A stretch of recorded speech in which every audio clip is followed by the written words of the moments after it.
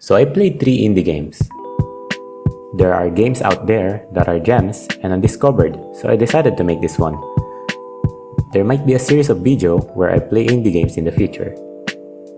The first game on the list was the Imagine Leviathan. Starting the game, it was already refreshing in a way because of the monochromatic look of the game. Compared to games that really rely on details and graphics, this one is different. The goal is to reach the henge on the hill and survive the cold along the way. And in order to survive, you have to make a fire using sticks, a fire starter, a kindling, and a little bit of life. Every time you start a fire, a dialogue will start. Text will start appearing out of every places. It's a story inside a game. Before the winter, I made fantasy computer games. My son would ask, where do computers come from? Exploited laborers under deathly conditions. Minerals mined by broken backs of slaves and children. I'd say China, then get distracted, eat takeaway food, and forget about it again. I haven't really explored most of the maps, but so far, it was a really good game. It was very slow paced where you can just chill. Get it? No. Even if it's chill, there is this one time where I almost died and started panicking. It was a really funny experience. What I'm saying is, it's a game that relies mostly on atmosphere, and the audio is what brought the game back to life because it was really well made.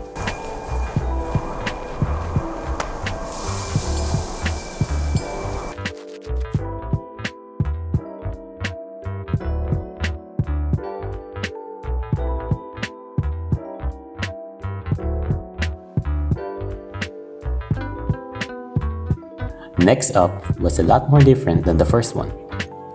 It is a fast-paced game that relies on judgment and having a decent memory. The title is Perfect Vermin.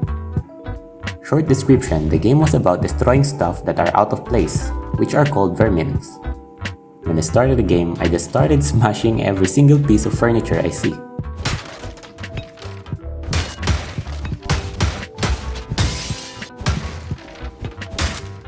The gore really step up the enjoyment you get from destroying the vermins.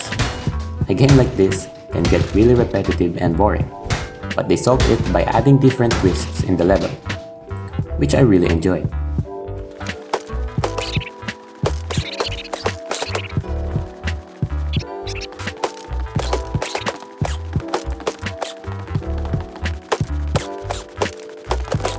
But destroying objects is not really what it's about.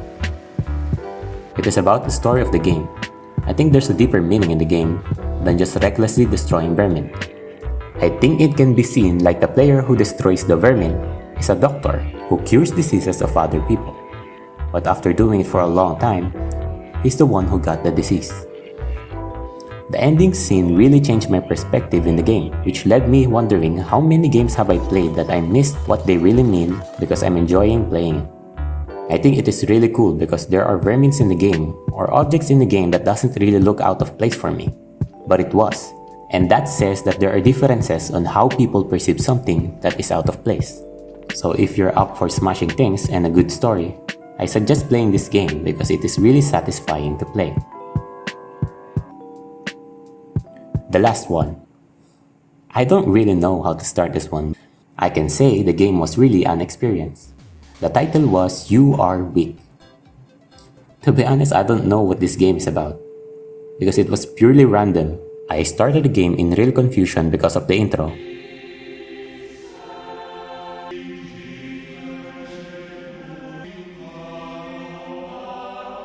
And kind of a different expectation from the text that appeared before starting the game.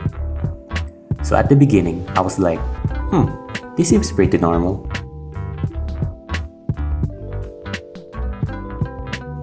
And then I saw this.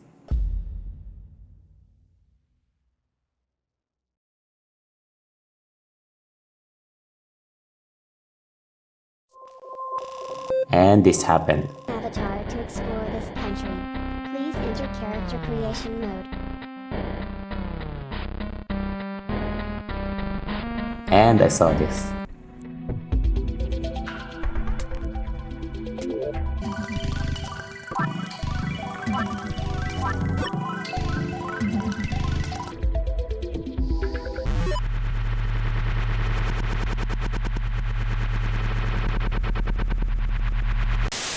And yeah, showing you the footage of the game was not really enough for you to really experience what I experienced playing this.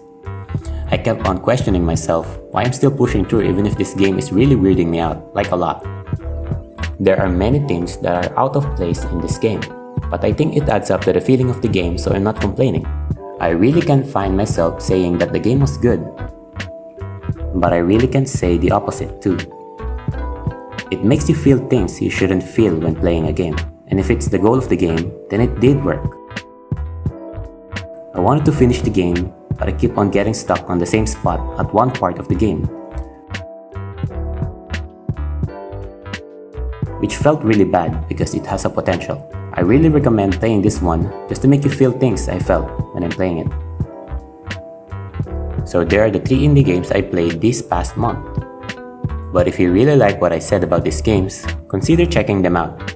There are free games on itch.io, and the links to the game is down below the description. Thank you for watching. Leave a like and subscribe to see more contents like this. Peace.